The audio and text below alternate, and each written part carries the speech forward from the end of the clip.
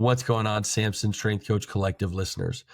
Today's introduction is for our Samson Legacy series, which we are putting out as a series of podcasts with people who have been integral to Samson's success or have been longtime customers, longtime friends of the Samson company ever since its genesis 50 years ago. So Samson Equipment is celebrating 50 years, which is an amazing feat, not only for a company to be able to survive 50 years, right? But thrive and actually build these amazing relationships and be a company with such a reputable name.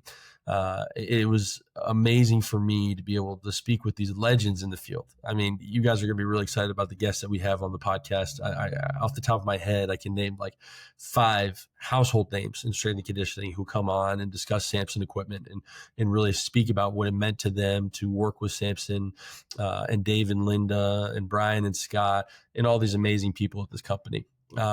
I've told my wife, you'll hear me say it on the podcast many times during this series, but these are some of my favorite episodes that we ever recorded. One, because obviously I get to speak with these legends in the field, and it's very exciting for me.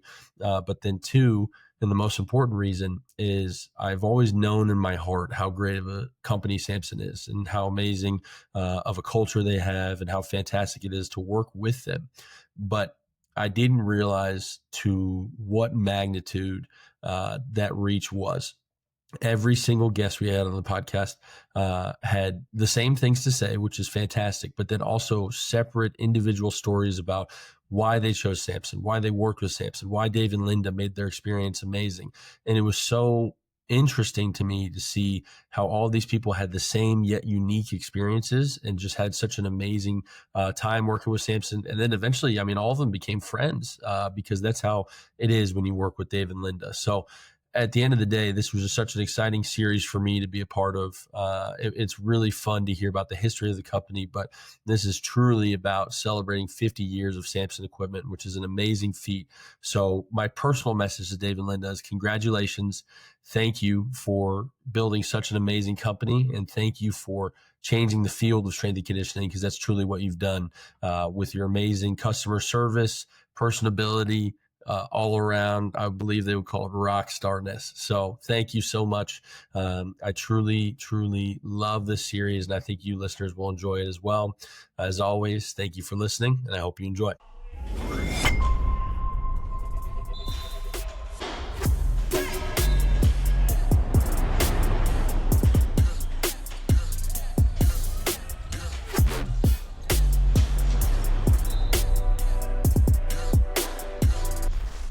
What's going on, Samson Strength Coach Collective listeners? On today's episode, we have a man with quite the introduction, somebody that we are very excited to speak with, and this is part of our Legacy series to celebrate 50 years of Samson Equipment. On today's episode, we have Scott Warman. I mean, there's a million things to say about this guy. I mean, incredible things. I mean, the first and most important piece why we have you on here is when Brian gave me a call, he told me that you are Uncle Scott, essentially, to the family. You trained both Brian and Scott. You were the youngest head strength coach in America at Marshall, first strength coach at Marshall, first strength coach at UTEP, worked with the Cowboys, and then obviously had a very illustrious powerlifting career with many championships and many records broken. So obviously a very successful former professional powerlifter, and then introduced to Samson by being a spokesperson and helping with equipment design for Samson. And again, we just have to finish it off with Uncle Scott, essentially. So Scott Warman, thank you so much for coming on the show. Well, it's a pleasure and honor to be associated with Samson, first of all, and Linda and Dave. And wow, what a power couple they are. They don't get the credit they deserve. And you didn't introduce my age, so I'm actually 70. So I'm an old person, been involved with this for 50 years. So yeah, one of the pioneers. When I first started off, I have endless stories. I can remember when I was at Marshall, had a pretty good baseball team and wouldn't let me train the pitchers at all, not even off season. And then when I went to Sam Houston State, again, good baseball team, couldn't train the pitchers. And I had to win a lot of people over. When I went to UTEP, UTEP's kind of famous for Coach Don Haskins, the basketball coach, started 5 African-American players, won national championship. And he was very excited because they were getting physically pushed around, and they were last in the conference with offensive and defensive rebounds. And so one of the things he told me, we're driving around the desert in his truck because he didn't like his office too much. And we would meet in his truck. We would drive around, and he said, Warman, he said, if I ever catch you training my players during the season, he said, I'll do all I can to not only get you fired from this university, but see that you never get another strength coach position again. And he held to that. And the players, once they saw what it did, they wanted to keep training. And I said, I can't do it.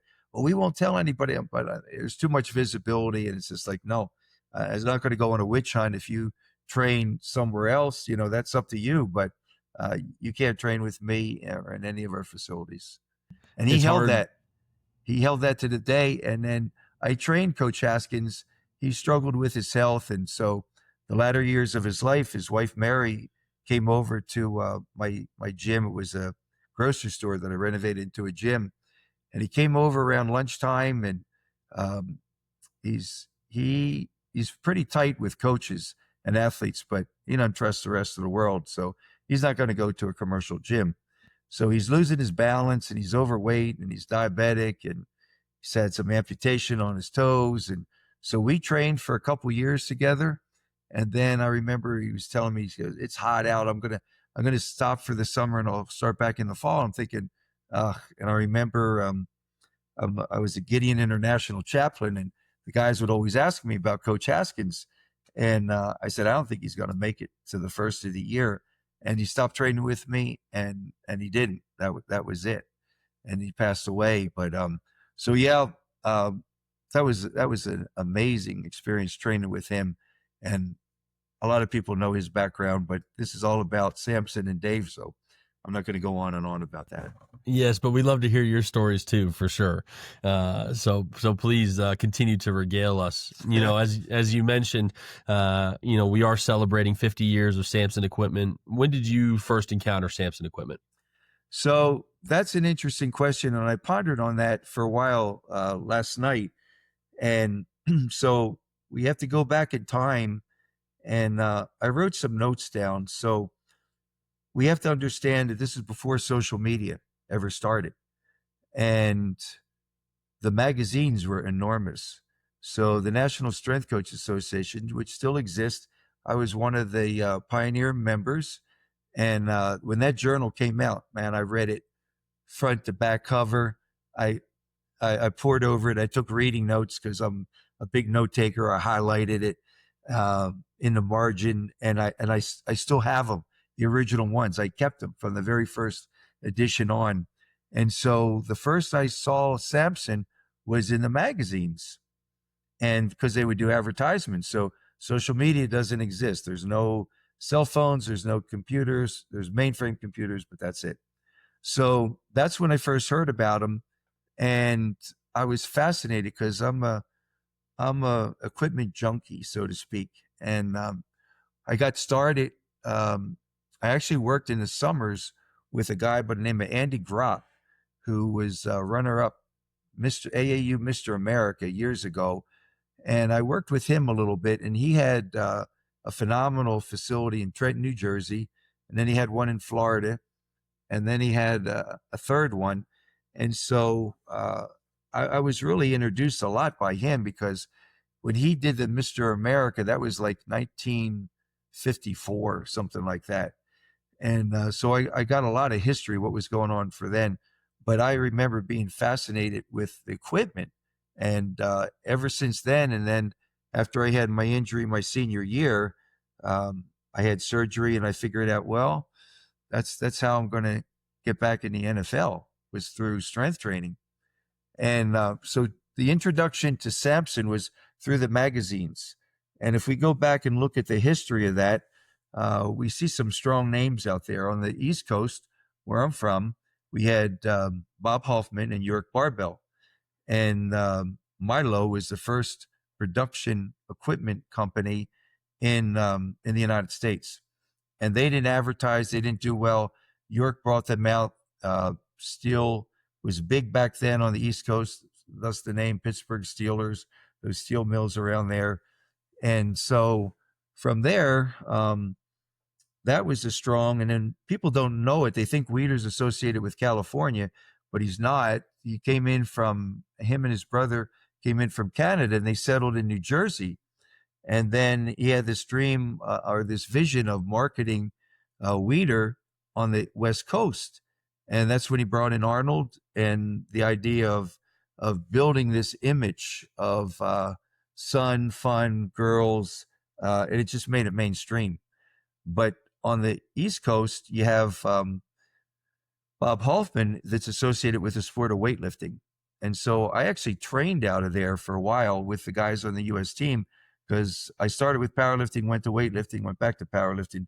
So we could talk for days about those stories, but that's fascinating. So that was there. The selectorized equipment, we have Universal Gym. That started in California from a bodybuilder in California, and he moved it to Idaho. And that was the jungle gyms with the selectorized equipment. They're all connected. I remember going to a basketball camp. What I was doing there, I don't know, just to get in shape, run by Billy Cunningham, the head coach for this for the Philadelphia 76ers. And so they had this weight facility, and man, I'm getting in trouble because I'm spending all my time in the weight room, and my dad's paying for me to go through the basketball camp, but I'm sore. Oh my gosh. And I had no clue what I was doing, but it was just like, it's fun, just lifted. And so I remember that experience. And then we have Nautilus that stepped in, and that was in the late 60s, early 70s, but that was selectorized, and he did it individually, and huge marketing for that. He was with the Miami Dolphins. He was with West Point. So we had that, but we really didn't have anything going on as far as quality equipment. So Samson steps in, and I think if you were to talk to Dave now or Scott or Brian, they would tell you that they have over 1,400 individual pieces, which is just outrageous. And so you had basically home gym equipment, and these guys are making stuff. I mean, it's stronger than strong. And I mean, the pro strongmen today can compete on it. So that's kind of a little bit, they came in at the right time. And Dave, most people don't know it, but he was a tremendous athlete in California, tremendous, undefeated his senior year in wrestling, fastest guy in the football team. And Dave's a linebacker, and in his prime, he's, 6'2" plus, and playing high school football at about 230, which is huge. He's like a Dick Butkus type guy. And then he holds a state record in the shot put. And so multi-sport athlete. And then he ends up in Las Cruces, New Mexico, for New Mexico State. And Linda, she's the head cheerleader. Dave's the captain of the football team. And so connect the dots on that one. That's another long story. And then Linda, she's a swimmer too, and they had a swim team there. And Linda is a tremendous athlete. So Dave doesn't make it in the NFL, plays a little bit of semi-pro football, and then he ends up being athletic director and head football coach, head wrestling coach, and I think he's a thrower coach too at and I should know the name of the school, but I don't, in New Mexico. And they were terrible. They had lost for years. Well, Dave is thinking it's not just X's and O's. These guys need to get more physical. And so he knows what it did for him. And so the story, you can go on their website, is he introduces weight training to this high school football team. And before you know it, they're the top football team in New Mexico. And Dave takes out a little bit of his money, and he starts, and in the summer he's building equipment, but he's building it for his high school. So power racks and benches, doesn't really know anything about welding. He's like self-taught. And again, you don't have social media that you can Google and learn how to do all that stuff. So he's hiring students from New Mexico State, and they're working with him in the summer. They're building equipment. Well, the reputation takes off, and these coaches, they're calling, they want to come down, and they think it's about coaching and X's and O's. Dave says, you know what? and he gets on the board. And I can remember at one of the conferences, he draws 11 stick figures, and then he breaks the chalk, and he has thicker stick figures. And he said, even if they know the plays, these thick stick figures, the thicker ones, are always going to beat these guys. And they're like, what? And so that's when Samson is born, because they want equipment. Like, where do you go to get equipment? Where do you get these power racks? Where do you get the benches? Where do you get these basic things? Where do you get the dumbbells? And so Dave was really instrumental, and his legacy is huge with him introducing strength training to sport. And then it started with football, but then it moved to other sports too. And now, every sport you can think of, from diving to golf to women's sports, on and on, golf, everybody strength trains. But the understanding is, okay, and that's where strength coaches come in. You're not a bodybuilder, you're not a strongman, you're not a power lifter. And if you're training a diver, how does that differ than training a wrestler that doesn't run, the training a wide receiver for football, to training a D tackle? And so the strength coach position gradually evolved because the football coaches, they didn't want to do it. That's kind of how I got my first job, because they didn't want to do it. And it was a little bit of like a hodgepodge of this and that. And so I love to tell the story. I'm so unqualified, but in the land of the blind, the one-eyed man is king. And so I cringe when I look back. I'm thinking, oh my gosh, I knew like nothing. But I was on a U.S. team, and I had Luke Himes that I'm learning from there. And so my introduction to Samson was through magazines that they would have ads. And I moved my home about a year ago, and I have so much stuff that I would love to show, but I don't have it. And so I would do ads for them for like apparel, equipment, became their spokesperson, but it was through the magazines. And I would go to some trade shows. Like I went to the Arnold Classic, and I had a booth out there and talked to, it seemed like thousands of people, but it was probably, 400 or 500 people. Many of them were just curious, but some of them were schools and coaches and athletic directors and people that were wanting to buy. So, Samson came up through an unusual time when we didn't have social media. And so that's how I first found out about them and their dumbbells, which were amazing. They led the world in dumbbells. And what was fascinating about the dumbbells is they would build all different kinds. So if we go all the way back to Gold's Gym, and a guy by the name of Pete Grimkowski, pro bodybuilder, they wanted dumbbells. And so Dave is building these dumbbells to, believe it or not, 200 pounds. And they're plate select, all right? And so they start with, I actually have the very first dumbbells that Dave ever made, and they start with 25-pound plates. And they're 3 25-pound plates on each side. The bar rotates like an Olympic bar. We loaded them up over 300, and I worked with some pretty amazing lifters that were 700-plus pound benchers, and we would do that, use those for all kinds of exercises. And so with those dumbbells, they're plate loaded, but the dumbbells would always come loose and they would break. So what Dave did is he had this system where he'd get the dumbbells, put a thick washer, and then he would compress them down with I don't know how many tons, and then they would weld them. And so they couldn't loosen up. They wouldn't come apart.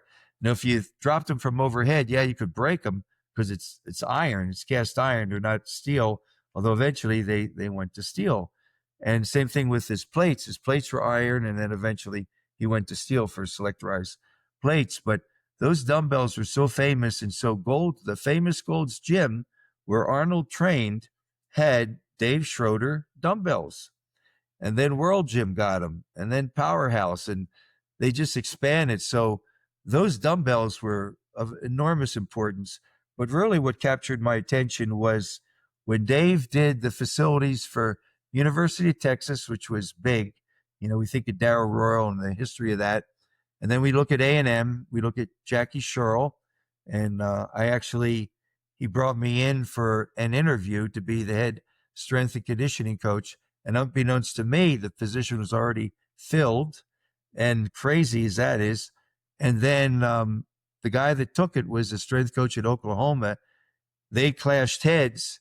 And so then he went back to Oklahoma. So then Jackie Sherrill calls me again. I'm thinking, I don't want to have anything to do with this guy, but that was like a pretty good job at the time. Jackie Sherrill, I think he won 3 in a row conference championships, and he was the highest paid head football coach in America. But the facilities that Dave built were like nothing else. And I remember the A&M when I saw it I actually have a big picture of it that Dave gave to me. I should have had it framed and put up on the wall, but it was blown up and elongated it. So it was 75 yards long, which was outrageous. It had a turf where you could run a 40, so coaches could come in and time you. And then it had an upstairs to it. It had a laboratory for testing. They had supplements, and they had like 11 of everything.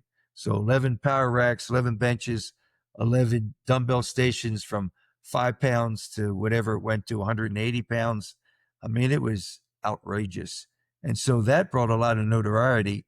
And so the facility at A&M and at UT, that captured people's imagination. There was nothing even close to that. And then from there, colleges came in, pro teams came in, all over. And it was the only equipment. Sorinex, which started in the 80s. He was a power lifter, not a real good one, but he competed at the Nationals a couple times, but that wasn't his forte. But he had a really good mind, and he started some unique stuff. He still has equipment to this day, still alive.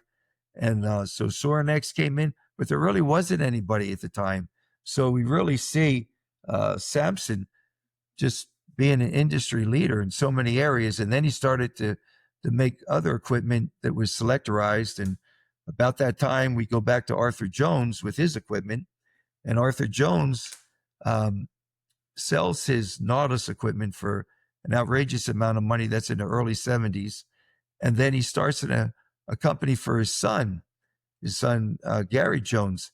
And that was plate loaded, and it became known as Hammer Strength. But that was machines, and that took off enormously. And then they had some individual pieces, but the bottom line is there really wasn't any competition. And so Samson grew and grew and grew, and they had an early stranglehold on the company. So that's kind of how I got to know about Samson. Well, that's incredible. And I mean, I just love hearing all the history of it, and especially from somebody who was there for the company just growing and continuing to succeed. You know, you mentioned a lot of different companies, and my stories with Brian and speaking with others within Samson, there's a lot of companies that don't last. What makes it, what to you about Samson has allowed them to last? That's a great question. And there's one answer, and there's two names, and it's Dave and Linda Schroeder. And their vision and Dave's tenacity. I mean, he's a workhorse, and he's fair, but he's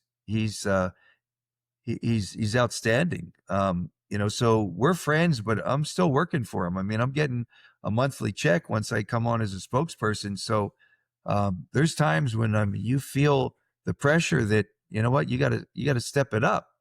And he put a lot on my shoulders, and I don't know if he remembers, but he offered me the company at one time. Samson Company. I'm thinking, oh my gosh, like I'm an idiot. Like, how am I going to do that? And my lifting was in full swing. And I said, first of all, the only money I ever really made was from endorsement contracts from lifting. I never made money as a strength coach. They pay now. A good college strength coach can make $1 million. And in the NFL, you can make 2 or 3 million. But back then, the early strength coaches, we didn't get paid very much at all. Our value was not understood until later on. So injury prevention, player personnel development, making players faster, preventing injuries, the cohesiveness because you're with them year round. All that was not really understood. And so as strength coaches, as pioneers, we had to instill that. So like with Coach Haskins, a lot of times it was the players themselves because they saw the benefits of it. And I also had the good fortune, and I never had an injury in the weight room that required surgery. Now, I don't acquaint that to myself. That's a lot of luck and maybe God's hand upon it. But, you can't get your players hurt in a weight room. That's impossible. You just can't do that because they're going to get hurt in their sport. They don't need to get hurt in a weight room. But at the same time, you're pushing the envelope. And so I remember when David Lee was fired at UTEP, Charlie Bailey came in, and he was fired because of NCAA problems with University of Pittsburgh. But he was a good coach. And the first thing he said to me is, I don't want you to do deadlifts anymore. I'm thinking, well, wait a minute. What do you know about strength coaching? And I don't want you to test the guys out. I mean, there was a multiple things that went on. And then at the same time, my endorsement contracts were coming in. And so that was a perfect time for me to step down. And they didn't even hire a strength coach for like 4 years after I left. And so it just shows, where his thoughts were. And they didn't do very good either. But it was the big whack, and it was competitive, and that was that. Wow. You mentioned a lot too about being kind of an early on equipment tester and helping develop equipment. Can you talk to me about that process working with Dave and Linda?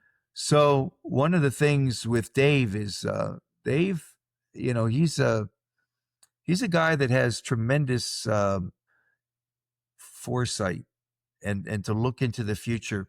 And so when it came to equipment, because he was an athlete himself and involved with his company, he had good guys that were able to do the actual metallurgy work and the equipment that they have. Like, you go to his place today, I mean, he's got one machine and he got it used, and I think it was about $5 million, and it's computerized, and it cuts things. It's just outrageous. It just makes so many different things.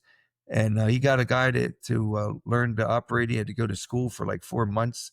And I don't even think Dave truly knows how to operate it, but it's like a one of a kind, and it laser cuts all these pieces. So instead of buying them, you can laser cut them and have them. But they fabricate so much stuff. And so they have these huge lathes that they can manufacture everything from bars to on and on, but they never manufactured plates. But they were one of the very first to do signature plates. I think A&M was the first company. So they're maroon plates with white lettering, and I don't know how many tons of that stuff he bought. And that kind of captured people's imagination. So now when you go to these pro teams in schools, they all have their own individual plates with their names on them from the schools, whether they're bumper plates or whether they're, and Dave doesn't make them, but he gets them made.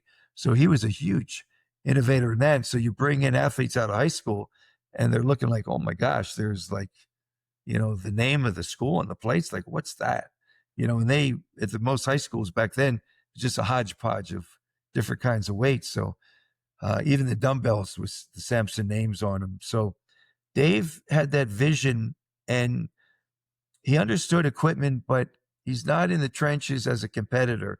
And so my fascination with weight equipment is kind of how we came together. And so I would have this vision of equipment.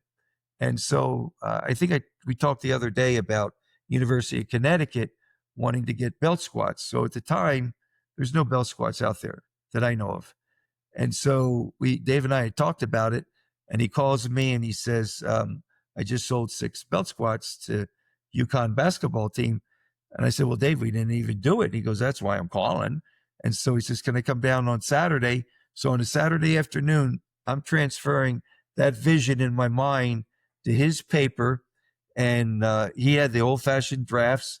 And then he takes that, goes back, gives it to the guys on the cams, and they put it together off the computer. And we have the first one. I go out there and test it. And the next thing you know, it's being shipped out, those 6 pieces. And then I remember the Cowboys getting them, the Dallas Cowboys. And the head strength coach at the time, Mike Wosick, he's calling me because he can't figure out, like, how do we do this stuff? So because I'm using it, and my wife at the time, Mary Ellen, she's a professional bodybuilder, world champion powerlifter, would only train like 3 months out of the year, first human to lift 4 times her weight in competition, 132 class, 5'1", and she's warming up with more than the cowboy lineman can even lift. And so I'm not very smart, but for whatever reason, I just have an instinct for equipment. And so we would take pieces of equipment and we would refine it, or we would build new pieces of equipment. And that's kind of my position. And because of my lifting, and even though powerlifting doesn't have the prestige in the name within that industry, it's like, well, why does this guy win every year? And I'm a little guy and I don't have very good genetics. I remember my strength and conditioning coach, or my powerlifting coach, Luke Imes, who was a giant. When I first went up there to qualify for the collegiate nationals, I think I told you, he tells to me, he said, you're not an athlete, and like, you're really small and you really don't have anything going for you. And I think you should find another sport. And I'm thinking, what the heck? But he was the man with the knowledge. And it's like, just give me a chance. And then he touches my shoulder, touches my head. And he says, now, he said, I'm not your coach. And he says, don't even call me coach. You got to earn that title. He doesn't say that, but I learned that afterwards. And he says, but if you learn to lift from here to there, so it was nutrition, it was the mechanics of the lifting, it was setting up spreadsheets and programs, and there's like a science to it that people didn't understand. And the progressive resistance, that's the king of the jungle. Like, how do you do that? How do you put these programs together? Because I was going flat. I had gotten 8th in the collegiate nationals, 2nd to a pro wrestler, Nick Busick, in the state championships. I couldn't make any more gains, and I was going to quit. And then I get to Luke, and then it's just like, oh my gosh, it's almost not fair to my competitors, because I'm gonna go past them like nothing, because now I have knowledge, and I always had the drive and the desire, but now I have tools to get stronger and bigger. I don't care if the guy weighs 500 pounds, I'm gonna outlift you. And so that's kind of how we came together with Samson. And so Dave liked that. Boyer Coe is another guy. He worked with Body Masters back in the 80s, and he worked with their engineers. Boyer understood training, and so he didn't know anything about metallurgy, but he gave them an understanding, okay, this is how the equipment should be built.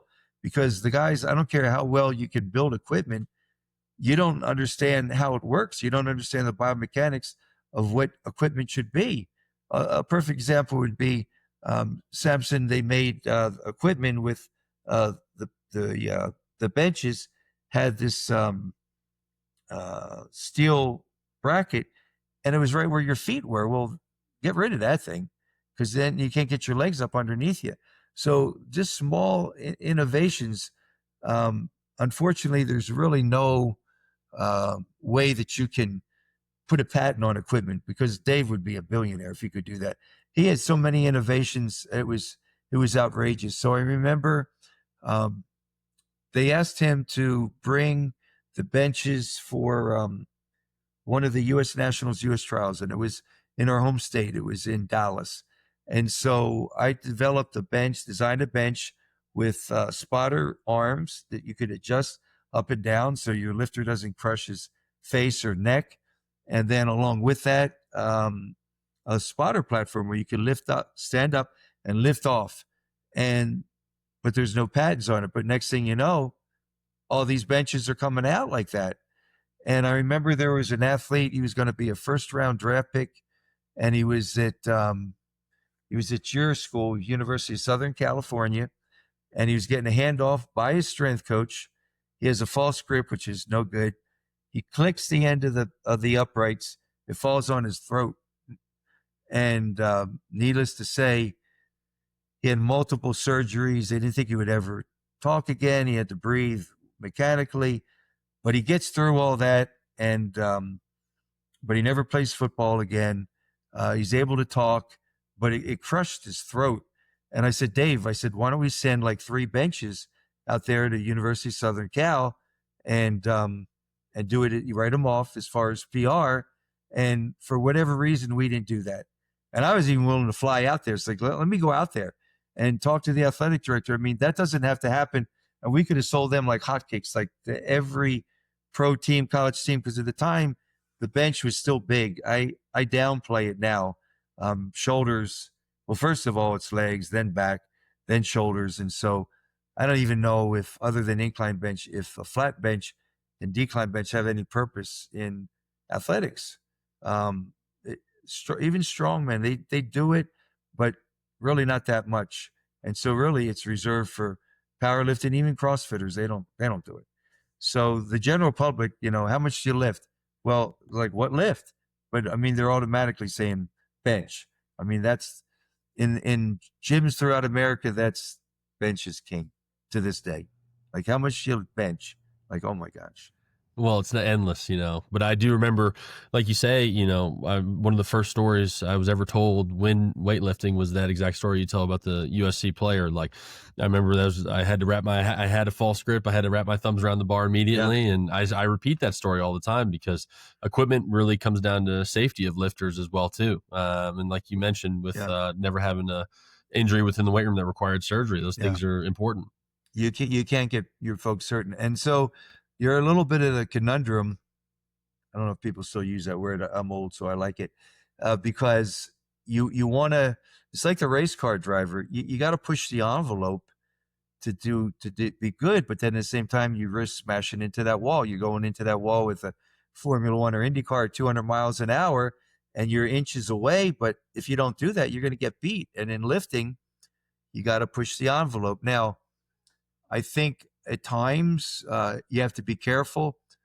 People don't test out anymore, but I think it's necessary to see progress. Like I'll look at somebody that personifies that is JJ Watt, one of our great players, whatever, 6'7", 300 pounds plus, could run sideline to sideline. He trained heavy and he did a lot of the strongman stuff. If somebody were to call me up today and say, you know what, Warman, you're old school, but I want to have a physical team that can run. I believe that the O and D line are the engine of any football team. Will you come here? I would say, I'm not going to ask them about the money. I'm going to say, first of all, I need monoliths because we can't get our hands crushed. And I need strongman equipment. And there's a certain amount of stuff that I want. And the strongman stuff is really, really important. Oh, and I need sand pits for us to run in because that's awesome. And I need inclines and declines to sprint on. And I pushed the Cowboys big on that because they had them. They weren't even using them. I'm thinking, what's wrong with you guys? And so I was never the head strength conditioning coach. That was Mike Wosick, who went from there. And then he went, I think I told you that he went with the Patriots. So 2 championship teams and probably maybe the greatest strength coach ever in the pros. And certainly by his record, he would be. So when it comes to the safety of the players and pushing your limit, you always want to improve. So I go to JJ Watt. I think 3 times he's named Defensive Player of the Year. And the guy could run. He's big. He's physical. He works his food. He's lean and, outrageous what he could do and super strong. And another guy that played for the Cowboys, known as one of the strongest guys in the league and could run like crazy. You Google him. His name is Larry Allen. He said he benched 700 pounds, which he doesn't do. He's got people helping him. But the guy was probably the strongest guy in the NFL at one time. I actually worked with the strongest guy in the NFL for a number of years, and that's Carlos Scott. And he went to UTEP and was team captain, and just an amazing, amazing athlete. But anyway, he was very big, very strong. He ended up with me at about 440 pounds, but could move and could run. It's like son of a gun. So we know that even as an advanced athlete, and as you get older, you gotta do more lifting. We look at Brady. He didn't stop lifting. He picked it up as he got older. I think he played till he was like 44 or something like that. And then we look at another athlete that embraced strength is with the Cowboys here in our home state is Smith. Remember him? Played with the triplets. Can't even I'm think not of his familiar. last name. He held the all-time record rushing at one Oh, time. Emmitt Smith? Emmett, yeah, everybody Yeah, knows that name. okay, yes. Emmitt Smith, but stayed in great shape. He played for 20 years as a running back. Walter Payton, another guy that embraced strength. And so we see all these athletes that are breaking down the understanding of, because when I came in, the coaches thought, well, it makes you slower, you get muscle bound, you don't have the flexibility, and just on and on and on. Earl Campbell, everybody knows that name. He's a human wrecking machine, big, physical. I mean, if he has a chance to run through somebody or run around him, like a magnet, he's going to run through that guy. And so he still works with UT now, but he's pretty broken down. I mean, worse than me. But yeah, there were so many myths to overcome. But strength training, even for more mature athletes, Michael Jordan did not get into strength training until he came back the second time when baseball didn't work out. Incredible gym. And if we were to talk to Dave and Linda today, the number of very successful athletes like the Frank Thomases of the world that had their own facilities with Samson equipment, outrageous, that spent, several $100,000 on Samson equipment to have at their house. There was more money than I remember turning down like an idiot, the Philadelphia Eagles coaching job to be their first strength and conditioning coach. And I didn't report to the head coach at the time, which was Dick Vermeil, that I was going to report to the athletic trainer. And they had no equipment. And my dad said, well, sleep on the weight room floor. Who cares what they pay you? It is the NFL. And if you do good, you got your foot in the door, you get started. But my ego was too big. It's like, I'm Scott Warman. You need to pay me this, and I need all this equipment before I come. What an idiot. I look back on that, and yeah, one of the great mistakes of my life.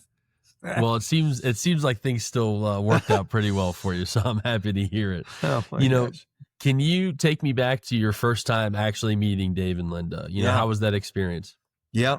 So I had ordered equipment for a doctor friend of mine. He's an orthopedic surgeon, operated on me several times. He was the head orthopedic surgeon for the Buffalo Bills. And his dad was a professional race car driver. And this guy went to Columbia, the Ivy League school, played football and baseball, and had a back surgery and was paralyzed. And I was introduced to him by my athletic director at Sam Houston State. The next thing you know, he's competing in powerlifting meets and literally thought I walked on water, wanted to have me full time, wanted to pay for me to become a professional physical therapist, and I would work with his clients. So I never did that, but he wanted a weight facility because he had young kids and on his own property, and he had a big property. So I got hold of Dave, and I knew about him from the magazines, and I didn't have any ceiling for my budget. It was whatever can fit in this 5,000 square foot private facility is what we'll have. So of course I order all the dumbbells, and then I start ordering all the stuff. And so I'm talking to Dave on the phone, and then the next thing I know, I'm coming to El Paso, Texas as the first strength coach. And I remember Sports Illustrated wrote up this thing about UTEP hiring this world champion powerlifter, and we'll see if he can do anything with the minors, because we weren't very good in the WAC. And so from there, I meet Dave and Linda. UTEP doesn't have money to spend, and I think I brought in more equipment than UTEP had on my own stuff. And so I have that in there, and I want to get equipment, but we don't have a budget for it. And so I go to Fort Bliss, and I end up getting equipment and Nautilus and my own stuff. And so really the first time that I'm able to really do something is when I resigned from UTEP, and I have endorsement contracts with big companies like Reebok and Metrics. And so I don't need to work anymore because I'm making more in a month than I could make in a whole year strength coaching. And then Dave, I need equipment for my own personal gym. And it was given to me by one of our big boosters. It was a martial arts studio. So I drive up, and that was the first that I really met with Dave. And I tell him that I want to get equipment. And so, I mean, immediately we kick off. And it's like I've known this guy forever. And Dave is a storyteller. This gentleman here, who's 82, and I love to brag on him, Victor Koch, worked for a big international company. He's a scientist, 3 master's degrees. He'll tell you, out of all the people, I don't know if anybody I've met talks and has more stories than you, but one of them is Dave Schroeder. And so that's something that we connect with. I mean, we can go to lunch for literally 5 hours and just beginning to scratch the surface on our stories. And with Dave's background in California, and with weights, and with my love, I mean, I started boxing when I was 4 years old, and I was involved with all sports. But it was after that knee injury that I became fascinated with weights and what they could do. And so when I go up there with Dave, that was pretty amazing. So I'm going to give you a quick story, and Dave loves to hear me tell it. So I'm with Jim Veronin. Jim Veronin's Russian. He's acromegalic. He's one of my training partners, and he's one of my assistant coaches at UTEP. So Jim was born in Russia, and acromegaly is a pituitary disorder. And Jim has a size 26.5-inch neck, right? And a size 72 sport jacket. And he's like bigger than life. Wow. His hands, he has a 20-inch ring. I mean, Goodness. Yeah. For most people, yours is probably maybe 11, something like that. Yeah. 12, 13 is pretty big, but like 20 inches. So his little finger, bigger than my thumb. His hand is 2.5 knuckles wider than my fist. And so I drive up with him, another guy by the name of Jim Weatherwax, who's a wrestler and football coach, and he's weighing 440. I first found out about him from a training partner. This training partner, they used to have Army, Navy, Air Force compete against each other. And so this guy is a muscled up dude, 242-pound class. He's been around the block. He calls me, and I said, I can't talk. He goes, real quick. He said, I just fought a guy that did a seated 405 for 5 easy reps, seated behind the neck. I said, what? I said, where's he from? He says, here. I said, he lives in El Paso? He says, yeah. And I said, well, he goes, I'm already beat you too. He says, he's going to meet us tonight at the gym. So then the 3 of us drive up. I'm in the middle. I'm weighing about 295 at the time. I'm a pipsqueak.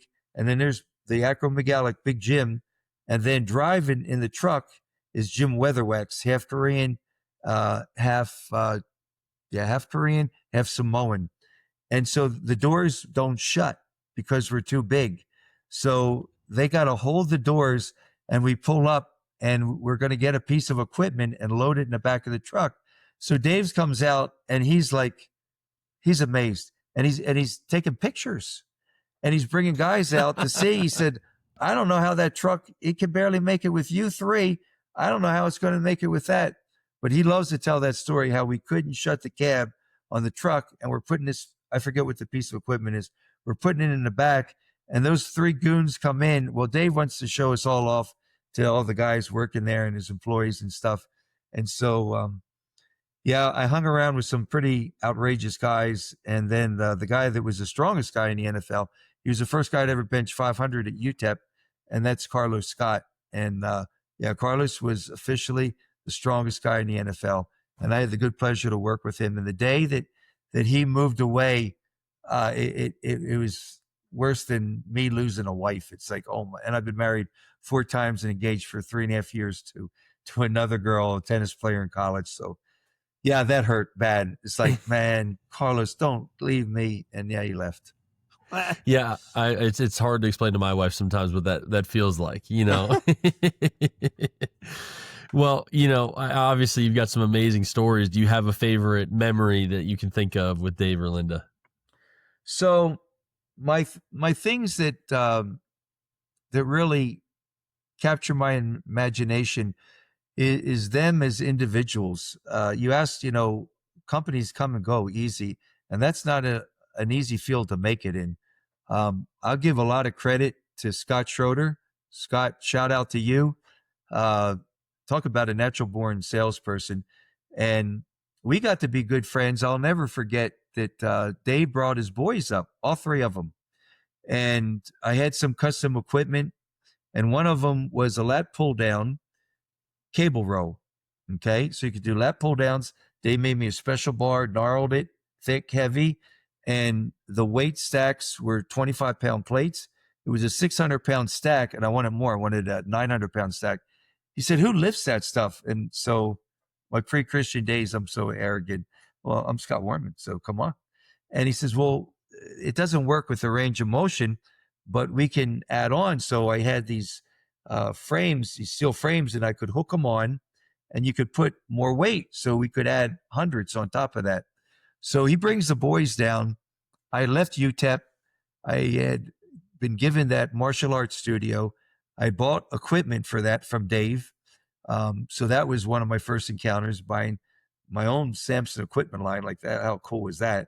Spending more money than I should have, but like, who cares? I just want to get stronger. And I'm married to Mary Ellen at the time.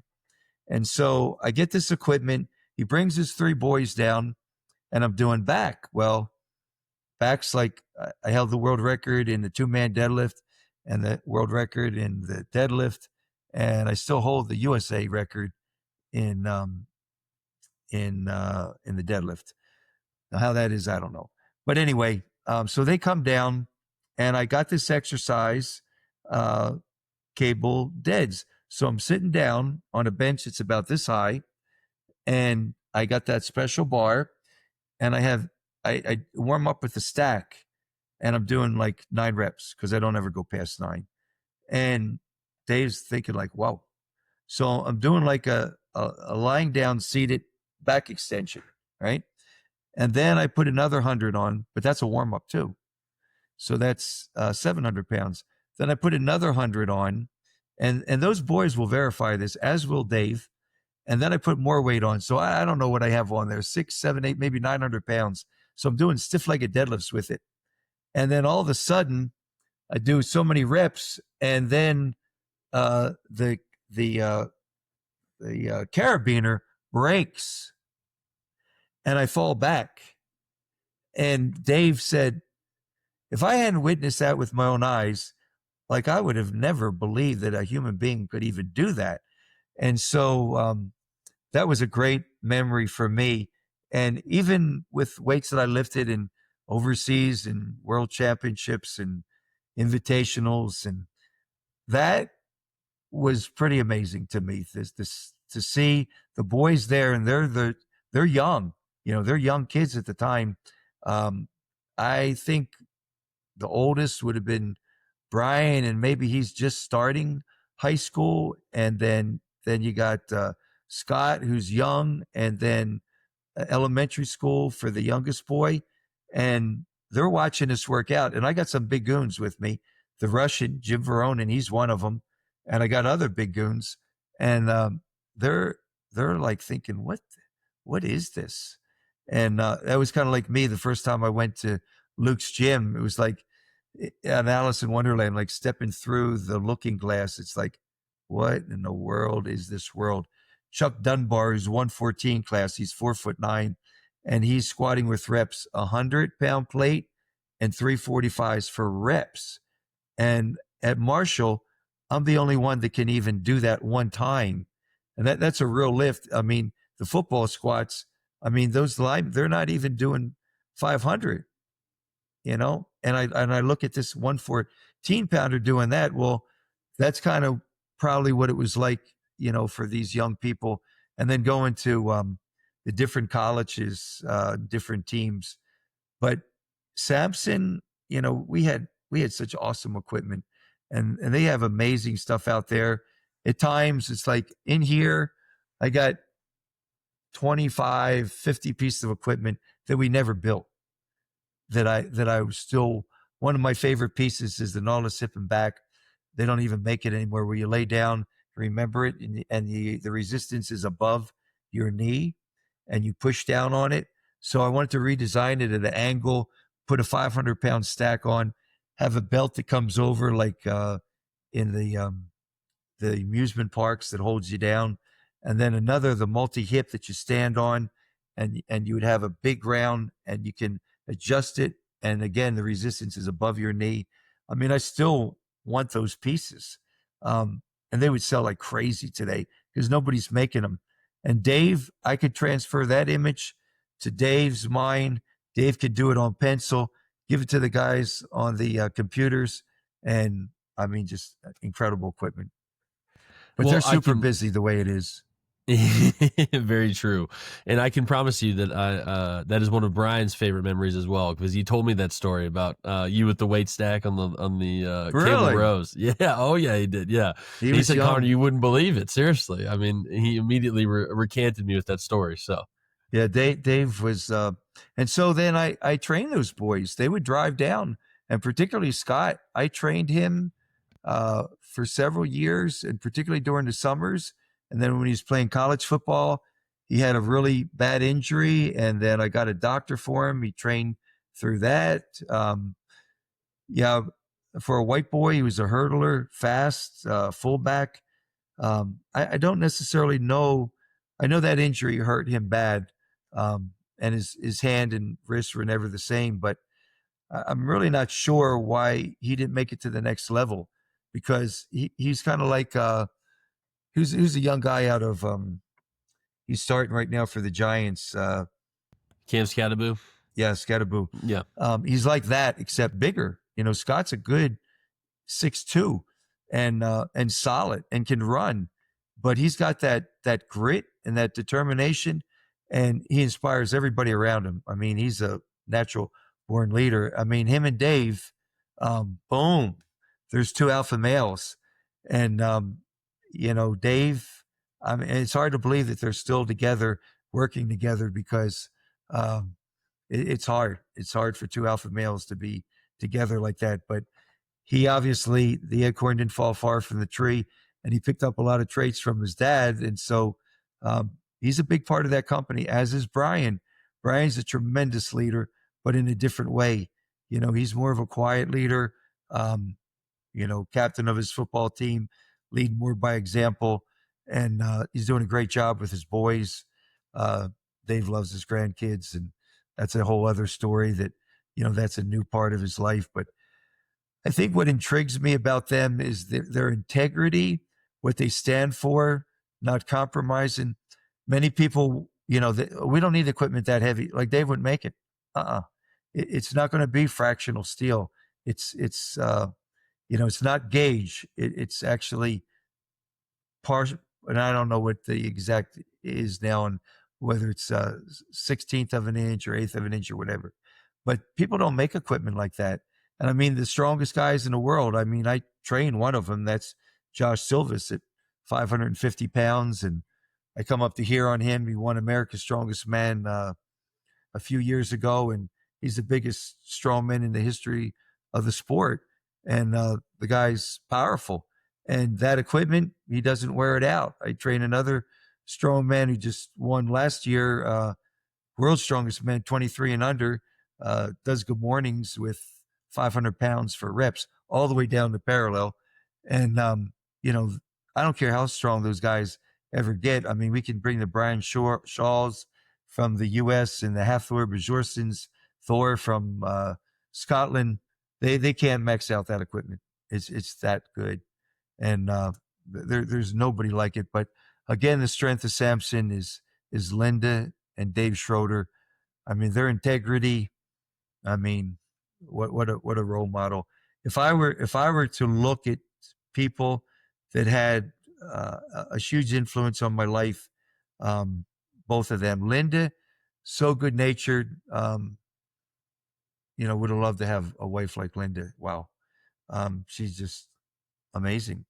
And her and Dave are like a perfect fit. And she's a quiet storm, great athlete, and just amazing. I mean, her influence on those boys, profound, but in a different way than Dave. And so as parents, they need to be applauded as company leaders. But Dave and Linda, I mean, they're industry leaders. And because of their integrity and who they are, is why Samson is like it is. And like I said, I don't know the exact number of pieces, but I'm going to probably say it's up around 1,300 individual pieces. I mean, they blow everybody away. The only people that come close to them would be Rogue, and Rogue is, well, Samson's an international company now. They send all kinds of stuff overseas. They crate it up. They've learned how to do that. So sending to soccer teams, rugby teams, Olympic athletes, just amazing. And the percentage of pro teams, college teams that they're in, I don't think there's anybody even close to than Samson. Partly because of their longevity, but partly is because they continue to upgrade their equipment all the time.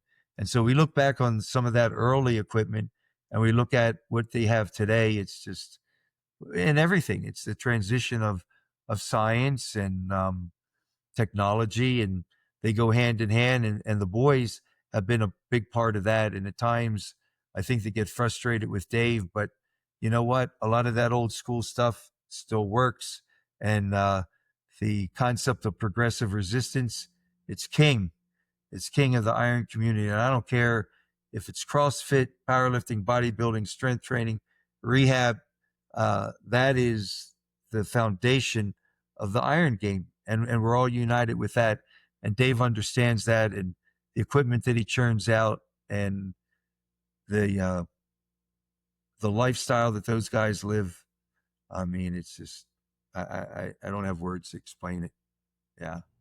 Well, I think you say it best, right? It's the ingenuity of the company, but then it's also the people who run the company that allow it to stay around for so long. And it's hard because, the guys that are, that have, they have guys with college degrees, the guys that work in the office, and the guys that are running the cams. But in the factory itself, I mean, those are hard jobs and they're tough, and it's blue collar, and they stay, and it's hard to keep people these days, and particularly with the internet and the attitude of entitlement. I even hate the word, but that's a big part of it.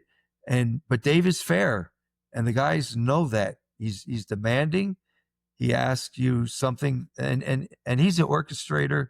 He's the orchestra leader, but he can do every job that's there.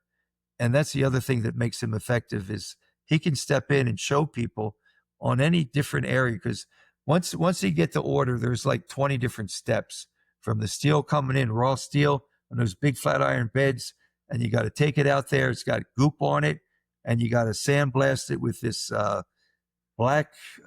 It's not sand, because sand would just crumble up, but and they use it like 3 times. It's black. I can't think of the stone, but they sandblast all that, and then from there they cut it outside, and you got all these different steps to it. It's amazing. I mean, for a school to go through there and to go through that factory and all the steps in production, I mean, if I was a high school teacher in something in industry, it's like, I want to take my students and go through Samson factory. It's that outrageous. And it's right there in the little town of Las Cruces. Incredible. I mean, it's just amazing, seriously. And again, it's the equipment quality, but it's also just the process that everything goes through to be part of the Samson equipment family. And then the people that you get to work with when you work with Samson is what makes it such an amazing company. Yeah. In closing, what would you like to say directly to Dave and Linda as they celebrate 50 years of Samson? Yeah. So I'm definitely blessed to have known you guys and have worked with you and to benefit from there, and the years of being a spokesperson. Incredible. But Apostle Paul, we read about him in the New Testament, and we read, "Well done, my good and faithful servant."